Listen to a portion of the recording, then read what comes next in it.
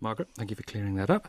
And last but not least... Hi, my name is Smita Parkinson, and my question is about hair. There has been a trend in recent months for shampoos infused with caffeine. They claim to strengthen hair and prevent hair loss. I was just wondering what the science is behind this theory, what effect caffeine has on the hair and scalp.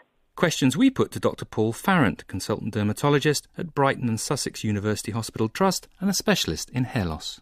Shampoos very rarely stay in contact with the scalp for any length of time, so any active ingredient has to be on contact with the skin for usually minutes for it to have any effect.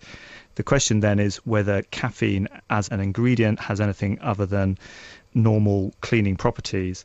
There is some research using lab-based in vitro studies, so this is growing artificially hair follicles, that has shown some benefit of adding caffeine, and that seemed to reverse any negative effect of testosterone, which slows down hair growth, and actually showed a slight benefit. But in vitro conditions, they're grown for days because you have to calculate whether the hair's growing, so it takes a number of days to see that change. The hair follicles are bathed in solutions, and the hair follicles bathe continuously for a number of days.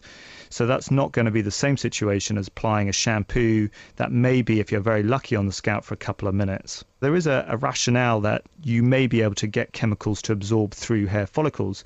However, in genetic hair loss, and this is certainly true of male pattern hair loss, the bit that is being influenced is right down at the bottom of the hair follicle, what's called the hair bulb.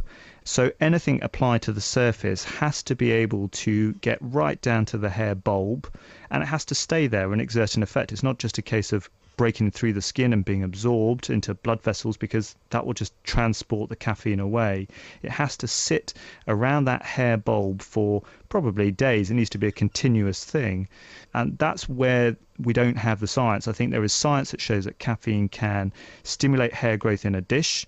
There is science that shows that caffeine can penetrate through the scalp and through hair follicles. What we don't know is whether caffeine can actually get right down to a hair bulb, stay around the hair bulb, exert a beneficial effect that will cause hairs to grow longer and thicker. I certainly wouldn't recommend buying it thinking that you're suddenly going to go back 10 years and have a full head of hair. There may be some slight effect, but there are no real studies.